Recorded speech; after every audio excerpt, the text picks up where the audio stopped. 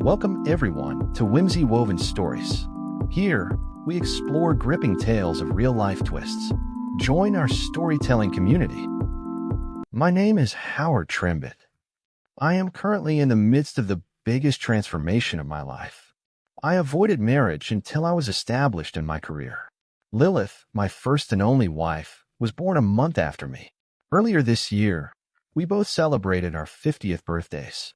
We had nothing to protect when we got married, so there are no prenuptial agreements. Lilith and I have been living in this house for 21 years. We moved here a year after we got married and then brought our first child home 2 months after we settled in. Our second child joined us 2 years later. The children are now in college. Recently, I convinced Lilith that we should move to a gated community for couples age 50 and older. As soon as we had firm commitments regarding the sale of our house, we signed a contract and allocated several $1,000s toward maintaining the new home. Now you understand why most of our things are packed in boxes. However, I do not intend to move into the new house. In fact, none of us will be moving. I just had a phone conversation with a realtor who withdrew our offer. The loss of a couple $1,000s was a small price to pay. However, our time in the old house has come to an end. We really do need to move because we attended the closing 3 days ago, on Monday. We have until tomorrow to hand over the keys. Lilith thinks that I left on a business trip yesterday morning. I haven't worked since I resigned a week ago. I bought a one-way ticket to Atlanta. From Atlanta, I have a car waiting, and I'll drive to the bay, then board a ship. In a couple of days, I should be in my secluded spot on an island. I do not plan to divorce Lilith. I do plan to take all the proceeds from the sale of our house, my $401,000 payout, and most of our savings. With my newly acquired identity, I hope to live out my life sailing the Caribbean Sea. Opening offshore accounts cost more than I'd like to admit. Thanks to online banking and the corresponding amount of money laundering, all of that money is now in cryptocurrency accounts under my new identity. Since there are more than 10,000 cryptocurrencies, I really hope the one I chose survives. I plan to convert this imaginary money back into something more stable as soon as possible. Imaginary things can disappear at the most inconvenient times, like Lilith's wedding vows. Around 3 p.m., I called Lilith. She answered on the 4th ring, and there was a hint of annoyance in her voice. "Hi, honey, how was the trip?" "It went well, same as usual, just in another city." "What you doing?" "Just packing up a few more things." All right, line number 1. She's 30 miles away, at Arnold Pernis' house. He is Lilith's current lover. I honestly don't know if he is her first lover, but the truth is, I don't care. One is too many. As much as I'd like to put a bullet in their heads, my revenge is simply to leave Lilith alone. Arnold's wife will likely take care of him. Are you labeling the boxes with your things? Yes, dear, mine are clearly marked Lilith. Yours are labeled Howard. It will be very easy to put your things in your closet and mine in mine. Could you please look at my desk for my daily planner? It should be in the top right drawer. A minute later, I don't see it. Are you sure about where it is? Line number 2. She would have to be in my house, where my brother is currently staying, just to check. All I really cared about was that my brother had enough time to vacate the house I sold. Since it seems she's not planning to return anytime soon, I'm confident that my plans won't need to change. No problem. You said you were having lunch with friends today. Where did you go? Do I know any of them? We went to a diner near my office. Just some ladies I work with. What are you planning to have for dinner? Line number 3. My investigator says she arrived at Arnold's this morning at 9 a.m. and hasn't left yet. I'll probably just order a steak to my room. The company pays for it. What else are you doing today? Besides letting that creep touch you? You vile creature. Just one more load of laundry and packing up the rest? I hear the dryer buzzing, so I need to go. Call me later. I love you. Will do. I think once you start lying, it becomes easier. There was nothing in this woman that I could trust. There were 2 rental trucks parked outside my old house, and 4 guys were loading things as quickly as they could. The truck with my things was heading to a storage unit that my brother rented this morning. The other truck was making its 4th trip to the consignment store. Both trucks were scheduled to be returned to the rental agency by 5 p.m. By the time I hung up the phone with Lilith, my old house was likely empty. I was waiting for confirmation from my brother. He definitely earned the $5,000 I paid him. The package for overnight delivery, addressed to my lawyer, was ready to be sent. I had signed all the legal documents and was sending them, along with the house keys and the garage door opener. Lilith would also need to return her keys and opener. My lawyer would contact her soon. I didn't call Lilith again. When I tried to talk to Arnold's wife and tell her about the investigator's report, she hung up on me. That's life. She'll receive the report along with the photos and videos, as it will be delivered by courier today. Then there were 16 packages that I sent by mail. Lilith's parents, her friends, her employer, her brothers and sisters, and damn it, even our children received the same package. I included notes in the packages to the children, telling them I was disappointed in them, that I was disappearing, and that I didn't know if I would ever get in touch with them again. And the package I felt best about, the one sent to Lilith by mail, allowed me to finally let it all out. Aside from stirring the pot, I'm not sure what I expected to accomplish. Yet it was satisfying. Lilith, I know you've probably realized that your depraved actions have led to the loss of our marriage. I took all the easily accessible money. I also took from the house what I wanted. The rest of our belongings were sent to a consignment store to be sold. My lawyer has the details. You can claim the proceeds. Don't bother looking for your jewelry. That gold fetched me a decent amount of money. The rings from your aunt brought in the most. My wedding ring didn't bring in much, but that's life. That diamond earring you got from Arnold wasn't actually worth much, just like your wedding vows.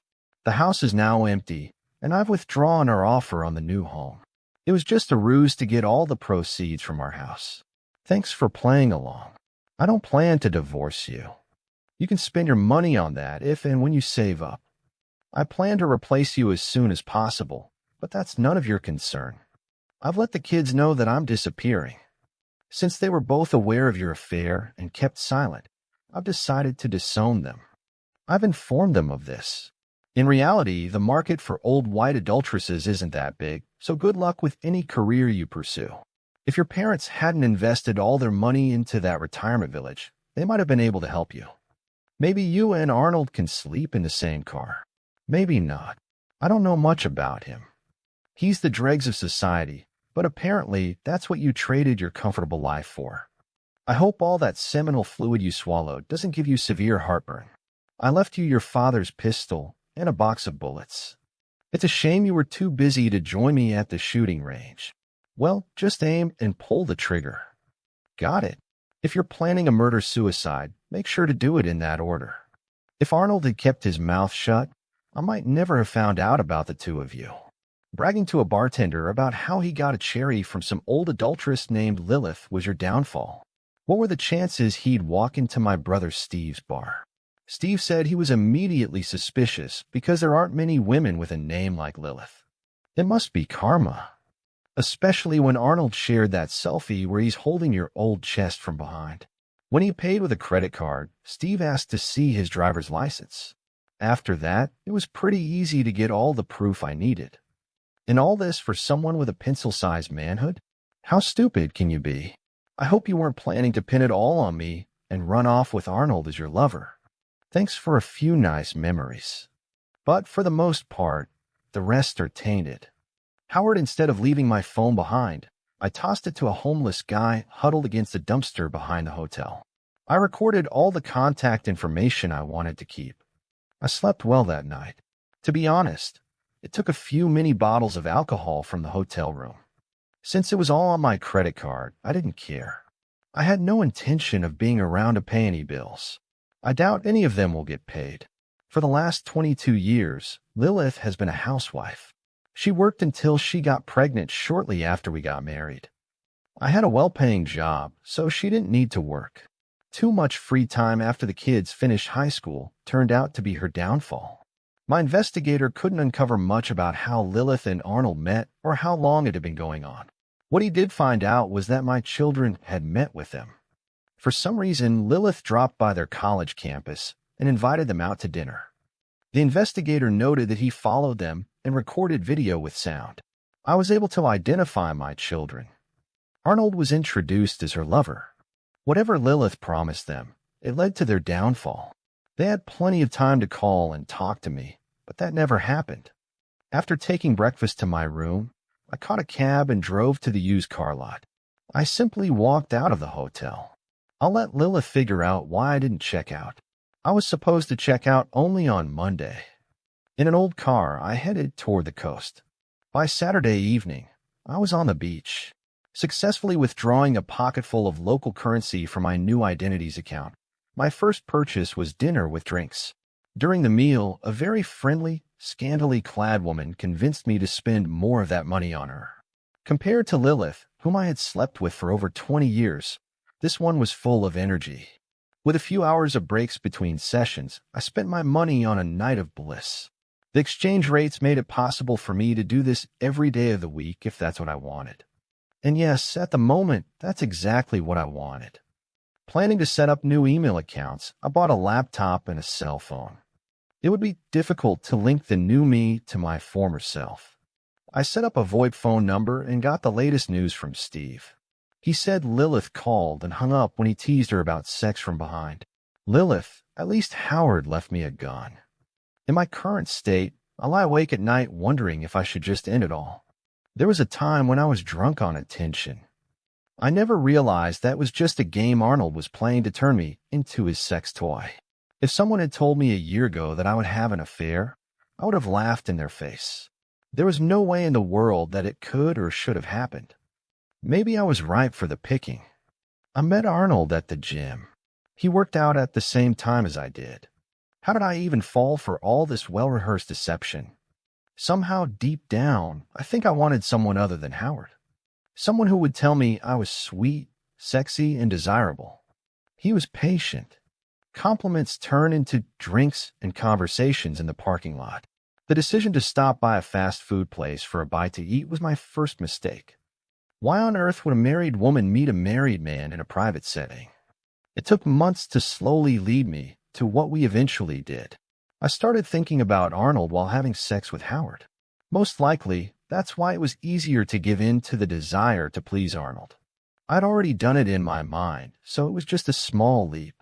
The way my ego was flattered by how well I did it and how my aging, yet still appealing body excited him, all fueled my infatuation. After Arnold pleased me, I felt he deserved me. I really was a foolish idiot. We moved on to meeting at his summer house once a week. It was quite easy to be a little late coming home from running errands. When Howard was out of town for a few days, I became Arnold's sex toy. Arnold always left me utterly exhausted. Each time, it was a mix of intense sensations and pleasure. Although his size wasn't as impressive as Howard's, the feeling of something new was impossible to ignore. Somewhere along the way, he made me believe that I should leave Howard, take my share in the marriage, and he would do the same with his wife. We could continue our sexual adventures as a couple. I don't know what made me tell my children about this, but I did. I think Arnold led me to this decision to strengthen my resolve to leave the marriage. When Howard went on that trip to Atlanta, I still hadn't decided what I was going to do. I thought I handled Howard's call skillfully. It was only in the morning, as I was getting ready to leave, that I read a message from my sister. She had received a package from Howard with detailed descriptions of my affair. Arnold, Howard knows. Good. You can start the divorce right now. But I don't. I stopped myself because I still hadn't decided if I really wanted a divorce. I ran to the bathroom and threw up. What have I done? Around that time, a car pulled up and a gentleman handed Arnold the divorce papers. That idiot. She's going to leave me with nothing. Take care of your own mess. I'm out of here. And with that, Arnold left, struggling to get home. I found that our house was completely empty. I vomited again in my bathroom. As I was bent over the toilet, someone rang our doorbell. A package was left at the door. I feared the worst. Howard's letter crushed me. I called my children and told them about the nightmare my life had become. They had received packages too. They had video evidence of what kind of lover I had become for Arnold. They were shocked to realize that Howard no longer wanted anything to do with them. I think they were hoping for a chance to explain their reasons to him. I recognized my own guilt. After buying some fast food, I headed to the consignment store. My credit card still worked, which surprised me. Some of my items had already been sold, and the jerk there said that if I wanted my stuff back, I'd have to pay to cancel the sale. It was cheaper to buy back only what I really wanted. That fast food didn't settle well anymore. When I called Howard's cell, some drunk answered. The kids didn't have any better luck. I didn't think Steve would help me, but I had to try. He laughed when I started asking questions. Here's what I'll tell you, Lilith. I'll pay you $50 a night to be a topless waitress. You'll need one of those bras that lifts those saggy things you call breasts. What do you say to that? Screw you, jerk. Well, don't say I didn't try to help you. I hung up. Bastard. Those were the longest weekends of my life. I slept on the floor and then tried to figure out what else I should buy back from the consignment store. The only pair of shoes I had were the ones I wore home that day. I didn't have any of my makeup. I went to a discount store and bought bathroom essentials. I tried to talk to friends and family, but Howard had sent them the video. Not a single person wanted anything to do with me. The call from Howard's lawyer was alarming. The locks would be changed on Friday, whether I was there or not. Apparently, I could be charged with trespassing if the new homeowners decided to press charges. On Thursday evening, I loaded my worldly possessions into the car and spent the night in a cheap motel. The snotty kid at the front desk acted like I was an adulteress pulling some stunt. I had become homeless. I knew we had bank and brokerage accounts, but after reading Howard's note, I didn't expect to find any money. It took a lot of time at each institution to convince them that I had the right to access the accounts. I couldn't afford to rent even a cheap apartment with what Howard had left me. Fortunately, he hadn't canceled our credit cards. If I manage my spending carefully, I can live on those credit cards for a year or until they're revoked. My calls to find a divorce attorney only added to my pain. I didn't have enough money to hire a lawyer. None of them were willing to take the case on an unsecured basis. When Arnold called and told me he had nowhere to stay, I laughed at him. He suggested we get together for some sex. I told him where I was staying. Leaving the door slightly ajar, I sat and waited in my car. I left Arnold a note asking him to undress completely. A few minutes after he entered the room, I returned and opened the door to see a naked Arnold staring at me. I remembered what Howard had written to me. Aim and pull the trigger. I fired once, and the bullet almost perfectly hit his head. Even though I thought I was aiming for his heart, I flushed the note down the toilet and waited for the police. The officer I spoke to looked skeptical when I told him that, upon returning, I found a naked man in my room and, before I knew who it was, shot him in self-defense. They confiscated the gun and escorted me to headquarters. I was allowed to leave, but 2 days later, I was arrested for first-degree murder. I forgot that there was a recording of that phone call, and they believe I ambushed Arnold. My court-appointed lawyer can best be described as a green-eared goat. I didn't have much hope of being found not guilty. At least my financial and housing problems were put on hold. Pleasuring my cellmate was not my idea or something that brought me any satisfaction, but she was so much younger and stronger that I didn't have much of a choice. I told my lawyer about it, and all he did was smile. After 3 nights of being forced to pleasure my cellmate, I stabbed her and beat the crap out of her. This got me out of that cell, but unfortunately, into solitary confinement. I might not have to worry about the outcome of my trial, as she made it clear that I'm a walking dead fool. When I asked where my dinner was, the guard told me I'd have to pleasure him, or I'd starve. After it was over, I picked up my plate of dinner. I wanted to die. Hi, Steve, it's Howard. What's new? You'd better sit down, Howard. Lilith shot Arnold and then tried to kill herself. She's in a state psychiatric hospital. It felt unreal listening to Steve describe Lilith's ordeal. I'll talk to you later, Steve. My head is spinning. My lawyer said he would investigate and that I should wait for his analysis. Do I have anything to worry about if I go back home? How can I get my money back into the country? He told me to lay low for a few days, and he would verify what Steve told me and let me know what my options are. While strolling along the beach, it didn't take long to pick up another cutie for another night of bliss. I had her start with something pleasant. She wasn't a professional, but I was in 7th heaven. I was having fun and enjoying myself. Damn, it felt good. I planned to have some more fun, but when I woke up, she was gone. It's a good thing all my valuables were locked in the room safe. Still, it was money well spent. I can't say I remember her name, but maybe I'll recognize her on the street. The next day, having failed to find the woman from the previous night, I found another willing woman. These legal affairs were going in my favor. I became addicted to these pleasures. During sex, I don't think about my past life at all. I once read that money can't buy happiness, but money can buy ice cream. Ice cream makes me happy. There seems to be a disconnect here. The same goes for sex. Having a loving wife was nice until she stopped being one. Helping these lonely working mothers seems like a humane thing to do. It's been almost 9 months since my lawyer told me I could come back. I don't think that's going to happen. Since the first time, I haven't missed a day of sex. Some days, I try to release women from evening until dawn. At lunchtime, when they see me show up, they light up and start smiling at me. I was still bitter about the kids, so I sent each of them a postcard with a quarter inside. Next time you face a tough decision, I hope you find the inner strength and courage to do the right thing. If not, here's a quarter to flip to make your choice. That's all I'm leaving you. Thanks for listening. Share your opinion in comment section and also do like and subscribe to the channel.